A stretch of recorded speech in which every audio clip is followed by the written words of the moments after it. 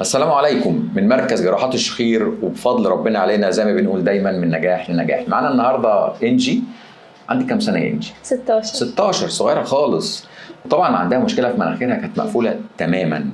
بقالك احكي لي كده بقى، احنا لسه شلنا لها الدعامه ما فيش، ما كملناش 5 دقائق. احكي لي انت جيتي تعملي العمليه ليه؟ ما كان عندي صداع جامد. انت صوتك حلو على فكره. كلهم بيقولوا لي كده. صح. بعد ما الدنيا كده كان في خنفان كده في الصوت. والله؟ ده الكلام ده بعد ما عملنا العمليه؟ لا، قبليها ما عملنا العمليه كان في خنفان في الصوت فظيع. يعني والدعامه كانت في مناخيرك الصوت اتحسن؟ كان للدرجه دي؟ ده دلوقتي احسن. قولي بقى، سامعك اهو. يعني كنت مصدعه جامد، الصوت ما بيروحش، مناخيري مقفوله، بشخر وانا نايمه. دايما ما فيش خالص كان مقفوله خالص. ده الكلام ده بقالك كام سنه على كده؟ من ساعه لما اتولدت. يا نهارك ابيض.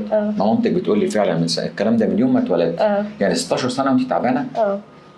طب احنا عملنا العمليه بقالنا 10 ايام وشارين الدعامه حالا دلوقتي.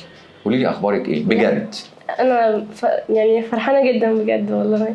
تسلم ايدك. ليه فرحانه؟ بتنفس، يعني شعور حلو قوي، اول مره اتنفس من مناخيري حقيقي. ما كانش في نفس قبل كده؟ لا حقيقي، ده حقيقي. طب خدي نفس تاني. لا، انا هاخد نفس تاني وتالت. خلصي لنا شويه خلصتي شويه الهواء اللي هنا. لا. ها، تسلم ايدك بجد. مامتها قاعده قدامنا اهي، ايه رايك؟ تسلم ايدك يا دكتور، ربنا يديك الصحه. فكري تاني، يمكن في حاجه. لا مفيش. يمكن تغيري الراي. لا. طب الحمد لله. اكتر حاجه بسطتك بعد العمليه ايه؟ اكتر حاجه؟ والله بقيت بتنفس من مناخيري، ده لوحدها حاجه تانية. لا، مبسوطه قوي. تسلم ايدك. الحمد لله. وايه؟ التيم موجود في العياده. ربنا يكرمك. المعامله حلوه قوي والله. ربنا يكرمك. احنا الحمد لله عندنا يعني الناس بتوعنا ما فيش زيهم في الدنيا، عشان تبقى عارفه بس يعني.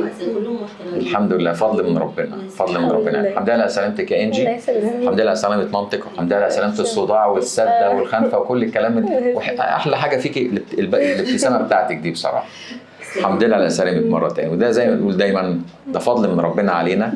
اللهم علمنا ما جهلنا وانفعنا بما علمتنا. مع تحياتي ودعواتي دكتور هشام إبراهيم.